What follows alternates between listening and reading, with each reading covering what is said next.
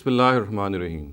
Viewers, we continue our journey into the critical appraisal of the collection and transmission history of the Qur'an. In this session, we shall look at the collection of the Qur'an, which has allegedly been taken place under the auspices of the Caliph Abu Bakr, Radiallahu anhu, and this has been reported in ahadith. Now, in this session, we shall not only look at the primary narrative, which records the collection of the Quran under the Caliph Abu Bakr, we shall also take a look at two of the related narratives. And these narratives have a direct link with the main and the primary narrative. The first of these narratives, or the first category of these narratives, actually delineates a specific methodology of the collection of the Quran. And this collection methodology is not mentioned in the main narrative. And the second category of narratives is the one in which we find that a different person from Abu Bakr was responsible for the first collection of the Quran. And we shall, as I said, take a critical analysis and a critical look at both these related secondary narratives as well. Now, before I read out the primary text of the narrative, which has been recorded by Imam Bukhari in his Al-Jami Sahih, let me first summarize the contents of that narrative before you. It is reported that in 11 Hijri, the Battle of Yamama took place, and obviously this battle was between the Muslim forces and the false prophet Musaylima ibn Kazzab. And Khalid ibn Walid was the Muslim general, and he was successful in ravaging the forces of Musaylima ibn Kazzab. However, during the process, it is reported that there were a number of memorizers who were killed, who were martyred in this battle. And the narrative says that Umar radiallahu anhu was very apprehensive of these casualties. So he came over to the Caliph Abu Bakr radiallahu anhu and convinced him, or tried to pressurize him or to cajole him to the fact that the Quran must be collected, because it had not been collected in writing it in one place. And with the death of memorizers in this battle, he feared that there would be casualties at other places as well. So with this, there was a fear that a part of the Quran might be lost. Hence, it was imperative that the Quran should be collected in writing in one place. Now, the narrative records that Abu Bakr showed some hesitancy, and his opinion was that something which has not been done by the Prophet himself, why should they do it? But later on, it is reported that he called over Zayd ibn Sabit radiallahu anhu, and he actually asked him that he should undertake this job, and he said that Umar had advised him to do so. Now, it is reported that Zayd himself showed the same reluctance as shown by Abu Bakr, and with the same reason, that why should they do something which the Prophet never did. However, it is said that later on, Zayd ibn Sabit got convinced, and he started to collect the Quran from various written and oral sources, and he started to compile them in sheets of paper, or sheets, as I said. It's not absolutely sure what the material was. The word you find in the Hadith narrative is suhuf. So it is said that he started to collect the Quran from various oral and written sources in these suhuf. And the narrative also reports that when he was collecting the Quran, he could not find a single verse, or the last two verses of Surah Tawbah, and he could only find them with a single person. And the name of this person has been variously reported in different variants, as we shall see later on. Finally, the narrative also tells us that this collected Quran, or these collected suhuf or sheets, they remained with Abu Bakr during his own lifetime. Later, they were transferred to the Caliph Umar. And after Umar's death, they were transferred to his daughter, Hafsa, radiallahu anha, who was also the wife of the Prophet Muhammad sallallahu alaihi wasallam. So let me first read out this narrative before you, and then I'll read out its translation as well. حدثنا موسى بن إسماعيل عن إبراهيم بن سعد حدثنا ابن شهاب عن عبيد بن السباق أن زيد بن ثابت رضي الله عنه قال أرسل إلي أبو بكر مقتل أهل اليمامة فإذا عمر بن الخطاب عنده قال أبو بكر رضي الله عنه إن عمر أتاني فقال إن القتل قد استحر يوم اليمامة بقراء القرآن وإني أخشى أن يستحر القتل بالقراء بالمواطن فيذهب كثير من القرآن وإني أرى أن تأمر بجمع القرآن. قلت لعمر كيف تفعل شيئا لم يفعله رسول الله صلى الله عليه وسلم؟ قال عمر هذا والله خير. فلم يزل عمر يراجعني حتى شرح الله صدري لذلك ورأيت في ذلك الذي رأى عمر.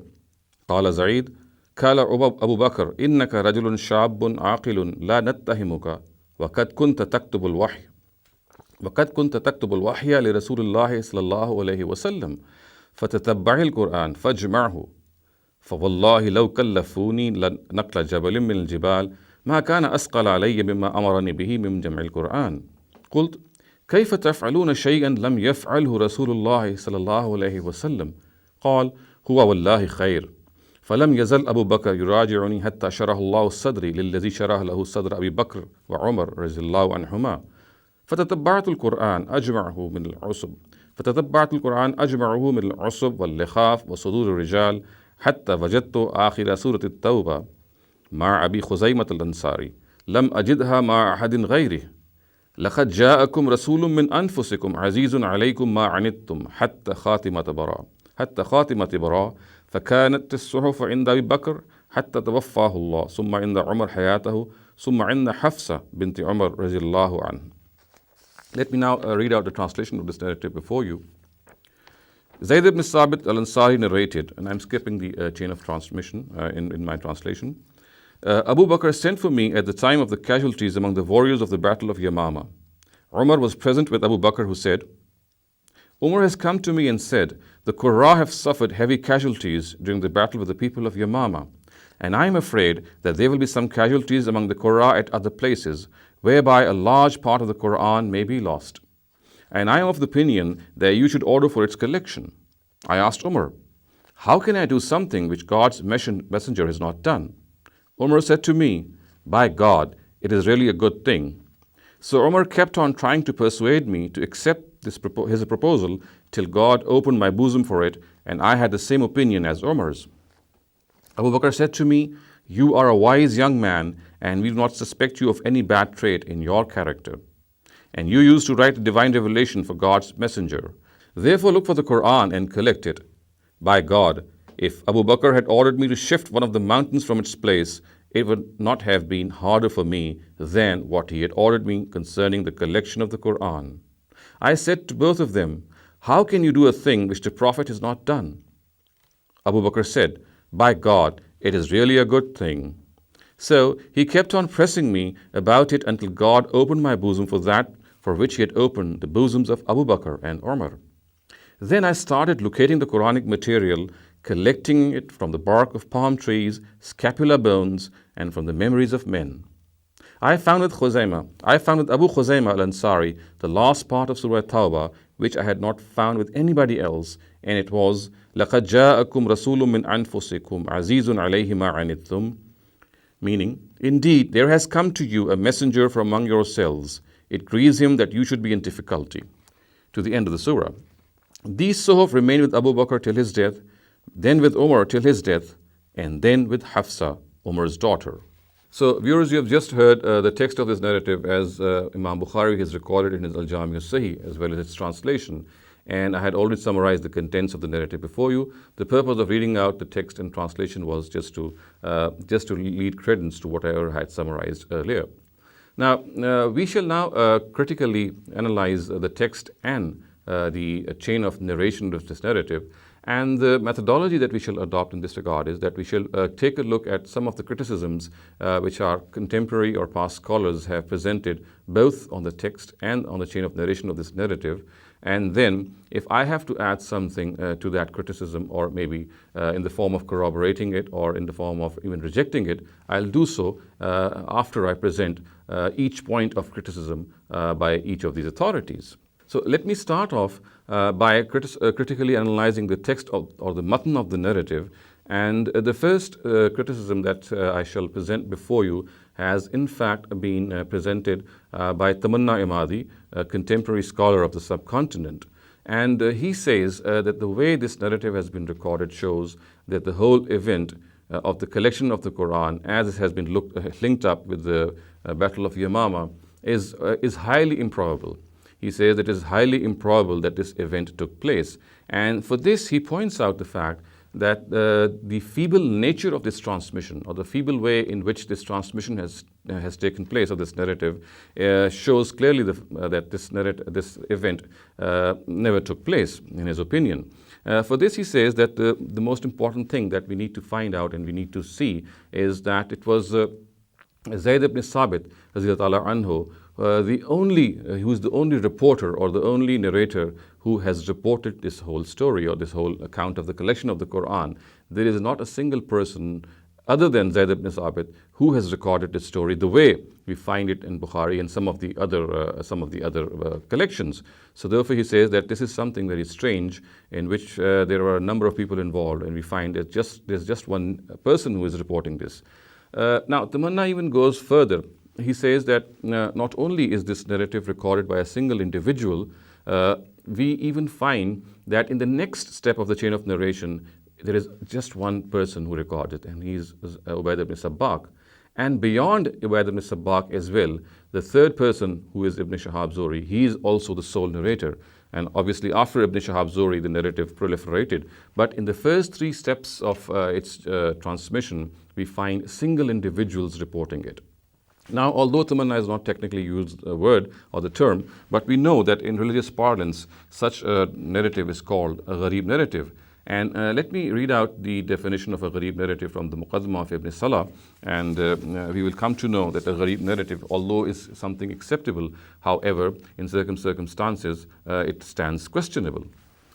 So Ibn Salah in Muqaddimah has recorded the definition of this gharib narrative, and he says, غريب متنا وإسنادا وهو الحديث الذي تفرد برواية متنه راو واحد, which means it is a narrative which has been recorded, whose text has been reported by a single individual. So this is what the Muqaddimah of Ibn Salah says. Now perhaps the point which Tamanna is making here is that why is it that when so many people were involved in the collection of the Quran, and obviously we also know that not only this, we know that the collection of the Quran would have been an event. We would supposedly think that it would have attracted a lot of attention and many people would have narrated it. So why is it that just a single individual narrates this whole story, narrates this whole account? And he calls to question this by saying that this is something very improbable. Other people should have been involved, or at least reporting this narrative. And we know that in the terminology of ahadith, when a narrative which should have been reported by a number of narrators, because the event which is reporting is something which should have attracted the attention of multiple people, it is strange when just a single person reports it. And as he has said, as I have already alluded to earlier on, not only this, the fact is that after Zayd, we find in the second and the third tier a single individual as well. So this is something which, according to Tamanna, casts serious doubt the fact that the whole event took place or not. And this is what he says is a very, very feeble nature of transmission of an event which should have been recorded in a very, very wider capacity. Now, I would like to add here another aspect to what Tamanna has just said, and that is that it is equally strange that if we find Zayd ibn Sabit having over 40 students, and some of them are even in Medina, and he is a person who is transferring, as has been pointed out, to a single individual, and his name is Ubayd ibn Sabbaq. So, for example, Hafiz Mizzi in his Tahzib al-Kamal has recorded the name of these several students of Zayd ibn Sabit, and I'm just going to read out those names for you, and you'll find out that many of these people are very known people, and they were right there in Medina. So the question arises, which I would like to add to the research of Tamanna Imadi, is that in the presence of these 40-odd students of Zayd ibn Sabit, why is it that just one of them, Ubayd ibn Sabbaq, has reported this narrative or the text of this narrative from him? Viewers, I'm now going to read out a list of these students from a book which is very famous, the Tahzib al-Kamal of Hafiz Mizzi. And as you can see, the names of these students of Zayd ibn Sabit before you on the screen. I'm just going to read these names before you. And they are Aban ibn Usman ibn Affan, Anas ibn Malik, Bishr ibn Sa'id, Sa'd ibn al-Hajjaj, wa Mawlahu Sabit ibn Ubayd, Hujr al-Madriyu, Kharijat ibn Zayd ibn Sabit, Zabarqan ibn Amr ibn Umayyah al-Zamari. And it is also said that he did not meet him, that is Zabarqan ibn Amr. Zuhra, Sa'd ibn Malik, Abu Sayyid al-Khudri, Sa'id ibn al-Musayyib, Sulaiman ibn Zayd ibn Sabit, Sulaiman ibn Yasar, Sahal ibn Abi Khasma, Sahl ibn Hunayf, Sahal bin Sa'ad al-Sa'idi, Ta'us ibn Kaysan, Abbad ibn Sinan, who is the father of Abi Hubayra, Yahya ibn al-Abbad al-Ansari, Abdullah ibn Umar ibn al-Khattab, Abdullah ibn Firoz al-Dailami, Abdullah ibn Yazid al-Khatmi, Abdul Rahman ibn Shemasa, Ubaid ibn Sabbaq, Ajlan Mawla Fatima bint Utba ibn Rabi'a, Urwa ibn Zubair, Ata ibn Yasar, Al-Qasim ibn al-Hassan, Al-Amiri al-Kufi, Al-Qasim ibn Muhammad ibn Abi Bakr, Qubaysa ibn Zuwaib, Qais Walid Muhammad ibn Qais al-Madani, Kathir ibn Aflah, Kathir ibn Salt al-Kindi, Mujammi ibn Zayd al-Hijazi, Marwan ibn al-Hakm, Muttalib ibn Abdullah ibn Hantab, Abu Salama ibn Abdul Rahman ibn Auf, Abu Huraira, Sa'ad. So, viewers, have you just seen the list of the students of Zayd ibn Sabit? And as I said, this whole list lays further credence to the critique which has been presented by Tamanna Imadi, and he's absolutely right in telling us the fact that how is it that the nature of the event was such that it should have invoked a number of people reporting it. So not only we don't find a person other than Zayd ibn Sabit reporting this narrative or this text, in the next three tiers as well, we find just single individuals reporting this, and this becomes even grave when we find that there are a number of other students of Zayd ibn Sabit who were there, but he transmitted only to a single individual. Now, the second thing which comes to mind in this regard is that this improbability of the event being taking place has also been questioned by Tamanna Imadi through another premise. And this premise actually has a direct link to the first premise. And he says that how is it that the earliest hadith and history books of Muslims do not record this account? They do not record this account absolutely. And he points out certain books in this regard, which I'll just presently present before you. However, it needs to be understood that this second narrative, this second point actually, second premise, is directly linked to the first. So if the nature of this event is such that it is improbable, so this is further corroborated by the fact that early Muslim hadith compilers and early Muslim historians, they did not record this narrative. So this second part actually is something which becomes even more, it casts even a grave question on the whole issue. In this regard, Tamanna Imadi has pointed out that the first formal book of hadith of Muslims, the Mu'atta, is absolutely devoid of this narrative. Now here I'd like to add that this thesis by Tamanna is very strong, and this is because we know that Ibn Shihab Zuhri was one of the informants of Imam Malik, one of his teachers, and also found in the Muwatta of Imam Malik is a narrative, although it's a mursal one, in which the personalities of Ubaid ibn Sabbaq and Ibn Shihab Zuhri, both of them figure. So both of them are found in that narrative. So it is strange that when Ubaid ibn Sabbaq is mentioned with Ibn Shihab Zuhri in a narrative, why at all did not Imam Malik mention another narrative in which both these narratives were present? And I would also like to add here the fact that in the Muwatta of Imam Malik, there is a section in which we find there are a number of narratives which relate to the Qur'an.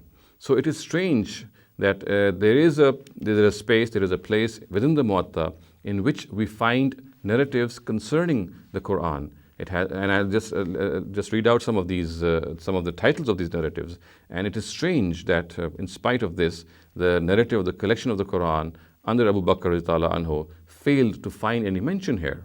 So the Muwatta of Imam Malik, for example, it contains chapters or sections, as I said, which record narratives regarding the Quran. So one of them is Babul Amr bil Wudu liman Massal Quran, which means a chapter in which the issue of wudu being done for a person who touches the Quran is discussed. Then we have Babul Rukhsa fi Qira'at al-Quran ala ghayri wudu, which means that if a person has to read the Quran, then there is a concession that he does not need to do wudu. Then we have another small section which says Babu ma ja'a fi tahzib al-Quran, and this means that this is a section in which the divisions of the Quran are discussed. And then we have Babu Maja fi Sujud al-Quran. Is a section in which the prostrations are discussed, which need to be carried out by a person who recites the Quran. And finally, we have a comprehensive chapter, or at least a comprehensive title of the chapter. It is called Babu Ma Ja'a fil Quran, which means the chapter which concerns everything which is regarding the Quran. And here we find, for example, the narrative which records the revelation of the Quran on 7 ahruf. We also have a narrative which tells us that we need to revise the Quran frequently, lest we may forget it. And then we have another narrative which says which actually describes the situation and the state of the Prophet when wahi would descend upon him. So viewers, it is very strange that we find narratives relating to the Quran and they have a number of information to tell us regarding the various aspects of the Quran. So why did not Imam Malik record the narrative of the collection of the Quran here? It would have been a very, very appropriate place. So its absence from this place is very strange. The second thing in this regard, which Tamanna Imadi has pointed out, is that besides Mu'atta, another very famous hadith book is Al-Jami' al-Sahih of Imam Muslim. Now, he too has not recorded this narrative at all, which obviously is very strange. And this particular thesis of Tamanna Imadi is also very, very important. And I'd like to add here, this is important because we know that Imam Muslim was actually a student of Imam Bukhari. And his conditions of accepting a narrative were very lenient. And we also know that there are a number of narratives in the Sahih and the Jami' al-Sahih of Imam Muslim in which we find Ibn Shihab Zuhri present. And there also is a section in his Al-Jami' al-Sahih in which he has recorded various narratives regarding the Quran. So this section in Al-Jami' al-Sahih is called Fazail al-Quran wa ma yata'allaqu bihi, which means the blessings of the Quran and what is related to it. Thus, for example, in this section, we find narratives which depict the need for constant revision of the Quran. We find narratives that say the reading the Quran in a melodious voice. We find a narrative which says that the Prophet was reading Surah Fath on the day Mecca was conquered. We find that the Prophet was divinely directed to read out the Quran to Ubay ibn Ka'b radhiyallahu ta'ala anhu. We have another narrative which says Abdullah ibn Masud radhiyallahu ta'ala anhu recited the Quran to the Prophet Muhammad sallallahu alayhi wasallam. So, viewers, this is something very strange, that in spite of the fact that Imam Muslim is citing various narratives regarding the Quran in his book, but we find no mention of the collection of the Quran in his book. So this is the first thing which Tamanna has posited regarding the absence of this narrative in the early hadith works of Muslims. The second thing in this regard, he has pointed out that not only these early Muslim hadith books are devoid of any mention of this collection of the Quran narrative, he says that this narrative or this account is also absent in the earliest history books of the Muslims. And although some of them are not as early as we would imagine, but the thing that the first book that he cites is that of Tabari, Imam Tabari's Tarikh, or his history. And he says that this narrative is not present there. He also says that this narrative is not present in Ibn al-Asir's Al-Kamil fi Tarikh. And finally, he says that although this narrative is present in the Tarikh of Ibn Khaldun, however, it is not present at its proper place. It is not present in its chronological place when it should have been there. It has been mentioned much later, where Ibn Khaldun has actually discussed the collection of the Quran in the times of the Caliph Osman. And it is there that this narrative has been, according to him, inserted, because perhaps people wanted to have this connection made between the copies which Osman had made in his times. So since this was not mentioned earlier on, so it is, according to his thesis, this narrative of the collection of Abu Bakr's collection was inserted later on at the time where Osman's collection has been mentioned. Now, this is what Tamanna has posited in his book, Al-Jamal Qur'an. Now, I would like to point out here that the elapse or the absence of this narrative in Imam Tabari's history or his Tarikh is a very, very notable thing. It's a very weighty criticism which Tamanna Imadi has pointed out, and it is something which needs to be noted. And however, as far as Tamanna's contention is concerned, that this narrative was not found in Ibn al-Asir's Al-Kamil fi Tarikh, then I'm afraid Tamanna Imadi is wrong here. he has not probably missed out the fact that there is a place in Ibn al-Asir's Al-Kamil fi Tarikh where this narrative is present. So therefore, this contention of his cannot be regarded with any veracity. However, what perhaps may go in favor of Tamanna is the fact that this book, we know Ibn Asir lived in the 7th century, or the 6th century. So this is a later Muslim book, and it cannot be regarded as one of the earliest works of Muslim history. Now, in this regard, what needs to be understood is that Tamanna Imadi has pointed out, obviously, one of the things that he's pointed out is that Ibn Khaldun's history is also devoid of this narrative, at least at its proper place. Said that this could be, although it could be a weighty criticism, however, it is not as much tenable or as much of importance as one would think, because again, Ibn Khaldun's history is one of the later histories, and again, this could be a insertion for many other reasons as well, which are contrary to the ones which Tamanna has pointed out. However, the weight which Tamanna's criticism carry is that this narrative is absolutely devoid, is not found in Tabri's Tarikh. And Tabriz, we know, is one of the earliest Muslim historians. So as far as Tamanna's pointing out of the fact is concerned, that the earliest hadith work, the earliest Muslim work of history, one of the earliest works, is devoid of this mention, he is absolutely right here, and I would like to corroborate his inference. Now, I would like to add certain other things here. And they are that besides Tabri, we find there are at least 2 historians who lived before Tabri. And one of them is Ibn Sa'd. Obviously, his Tabqat is a very famous history book, and in fact one of the most premier history books, which predates Tabri's Tarikh. And the other is Al-Ma'arif of Ibn Qutayba. Now, both these books are basically biographical accounts of various personnel of Muslim history, and they are stacked in tabaqat, or various chronological tiers in which these people lived. And it is very strange that both these books, Al-Ma'arif of Ibn Qutayba and At-Tabaqat al-Kubra of Ibn Sa'd, both of them are absolutely devoid of any mention of the involvement of these 4 main characters which figure in this narrative. Now we have Abu Bakr there, anhu. We have Umar anhu. We have Zayd ibn Sabit anhu. We have Hafsa anha. So at least these 4 people, they are present, and we have the biographical information of these 4 individuals in these books, in both these books. And lo and behold, we find that none of these biographical accounts contain any information or any sort of even any hint that these 4 personnel had any role in the collection of the Qur'an. And what I'm now going to do is, I'm not going to confine myself to just mere claims. I'm going to read out the important aspects of the biographical accounts of these 4 personalities from both these books.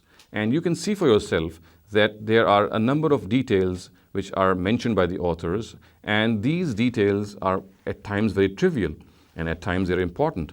But common sense says that had these individuals and had any role in the collection of the Quran, then this particular aspect should have been mentioned in their particular biographical accounts. So the question is, why was it not mentioned? So just to give you some idea of what these biographical accounts contain, so viewers, let me summarize the biographical account of Abu Bakr radiallahu anhu from the Tabqat al-Kubra of Ibn Sa'd. Thus, for example, we find that in the biographical note on him in his Tabaqat, of course, the Tabaqat of Ibn Sa'd, this begins with why Abu Bakr was called Atiq. We know his name was Atiq. This note also describes that he was the first to embrace faith and was 40 years old at that time, and that he traveled with the Prophet Muhammad sallallahu alaihi wasallam in his journey of migration, in his journey of hijrah. Abu Bakr accompanied him.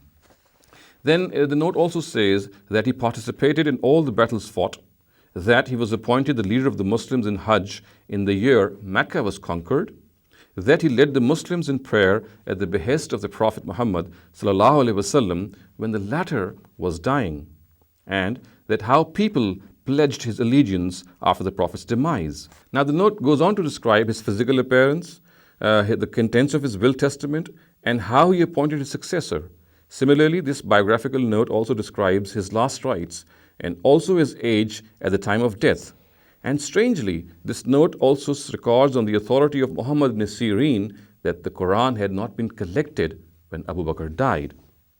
So viewers, this is that short description of Abu Bakr's account in the Tabaqat of Ibn Sa'd.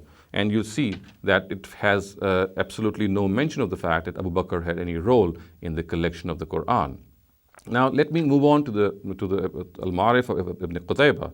And it has a brief biographical note of Abu Bakr. And this brief biographical note on Abu Bakr mentions the details of his name, his family members, his embracing faith, people pledging the oath of allegiance to him, and lo and behold, there is no mention of his involvement in any sort of collection of the Quran. So both these early books, Al-Ma'arif of Ibn Qutaybah and Tabaqat of Ibn Sa'd, and both of them, as I had pointed out earlier, both of them predate Tabari, and both of them contain the biographical accounts of both these of Abu Bakr. And both these books do not cover or do not mention any involvement or any participation of Abu Bakr in the collection of the Quran. Similar is the case with Umar radiallahu anhu. We find his biographical notes both in the Tabaqat al-Kubra of Ibn Sa'd and in the Al-Ma'arif of Ibn Qutaybah. Thus, for example, we have a very detailed biographical note on Umar radiallahu anhu in At-Tabaqat. It gives details of his life before he embraced Islam. It also mentions the famous incident that led him to faith. His migration to Medina is also mentioned, and his participation in all the battles is also referred to. The note also mentions his appointment as the caliph. The austere and simple life he spent as a caliph is also alluded to. The note also says that he instituted the Tarawih prayers and describes the conquests that took place in his times, as well as his Hajj and Umrah expeditions. The note also describes numerous incidents that took place during his caliphate. It also contains two contradictory reports. One of them says that he was the first person to collect the Quran in Suhuf, and the second one says, and that when he died, the Quran had not been collected till then. Now, similar is the case with his mention in the Al-Ma'arif of Ibn Qutaybah. So in this note it is said, we find details of his person and his family. We find his conquests and important incidents of his caliphate, like the great drought which took place. We know that a great drought had taken place in the times of the Caliph Umar. And again, if there is anything which is not mentioned in this whole biographical note, is any participation or any involvement of Umar in the task of the collection of the Quran, or the fact that he was the person who was actually responsible for having the Quran being collected, as the note says, because it was he who had advised Abu Bakr radiallahu anhu. Now, again, we also find Zayd ibn Sabit being mentioned in both these books, not only the Tabaqat of Ibn Sa'd, but also in Al-Ma'arif of Ibn Qutaybah. And again, there is the same story that we face here. There is absolutely no mention of Zayd ibn Sabit, who is the primary character. He is the person who was actually responsible for collecting the Quran, who undertook this task practically. And we find that both these notes are absolutely devoid of any involvement or any participation of Zayd ibn Sabit in this task. Thus, the note in the Tabaqat of Ibn Sa'd regarding Zayd ibn Sabit, although it is a short one, however, it says that there is absolutely no role that he played in this collection. Neither in the time of Abu Bakr, and we know that, as we shall see in some of the later sessions, that Zayd also had a role in collecting or copying the Quran or writing the Quran in the times of Usman. However, the note in the Tabaqat of Ibn Sa'd mentions that he had no such role, neither at the time of Abu Bakr nor in the times of the Caliph Usman. Now, we also find details in this note regarding the fact that Zayd learnt Hebrew or Syriac in 17 days so that he could correspond with the Jews on behalf of the Prophet. He was regarded by the Prophet to be the most competent person in matters related to the calculation of inheritance. Umar radiallahu anhu had made him a judge and would also entrust him with the responsibilities of state whilst he himself was traveling. Also recorded is the fact that he remained a judge, a mufti, and a scholar on inheritance issues in the times of Umar, Ali, and Uthman radiallahu anhum while being stationed in Medina, and that he died in 45 Hijrah. So this is that note which is found regarding Zayd ibn Sabit, and as I said, there is no mention of his involvement in the collection of the Quran. In Ibn Qutayba's book, Al-Ma'arif, it is the short note in Al-Ma'arif is devoid of any such mention, even though it is mentioned that his Musaf was in accordance with the final prophetic recital done in Al-Arza al-Akhira. So in other words, if the Al-Arza al-Akhira or the final review is presented in this note, or at least cited in this note, one would have expected that at least the collection of the Quran done by him in the times of the Caliph Abu Bakr at least, or later in the times of Umar, should have found any mention. But unfortunately, this is not mentioned here.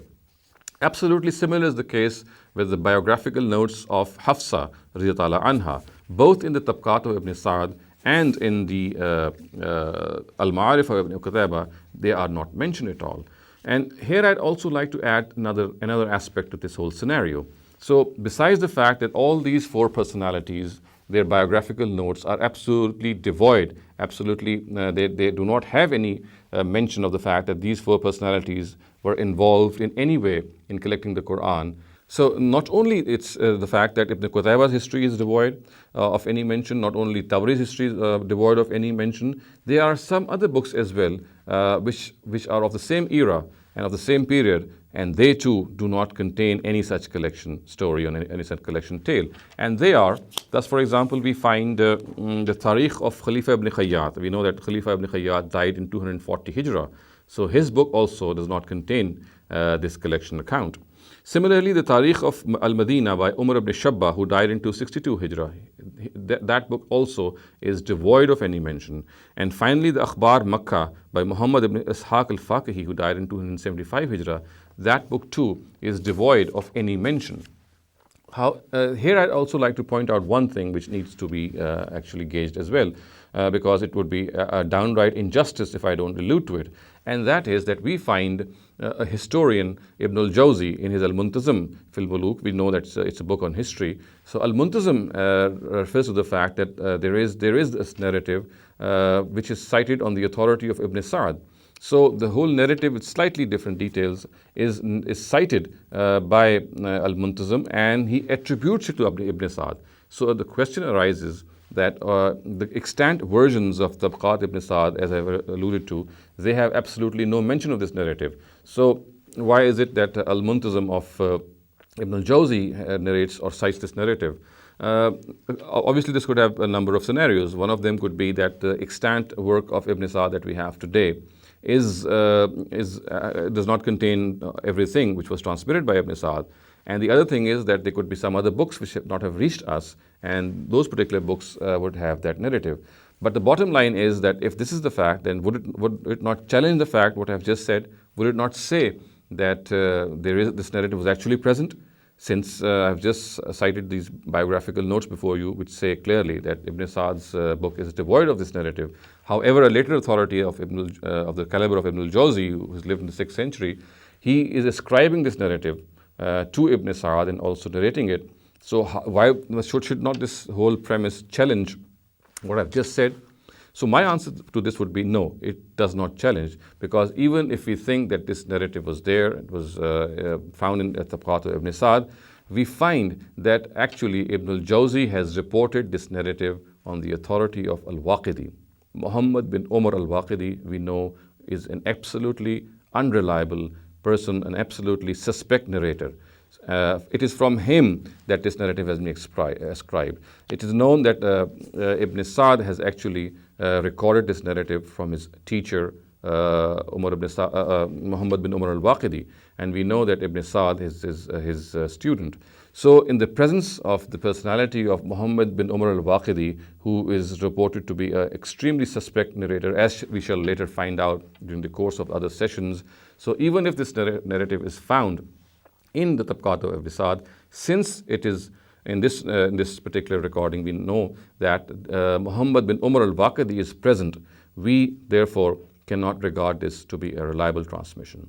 So viewers, all in all, in this session we have seen that the first point of criticism which has been raised by Tamanna Imadi is that it is highly improbable this whole event took place.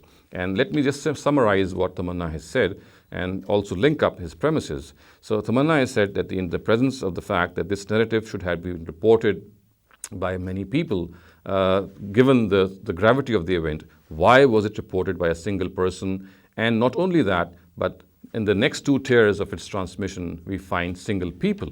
So this we have seen. And he further links up to the fact that such is the feeble nature of this transmission that we find that this narrative is not found in some of the earlier works of Muslim hadith and history.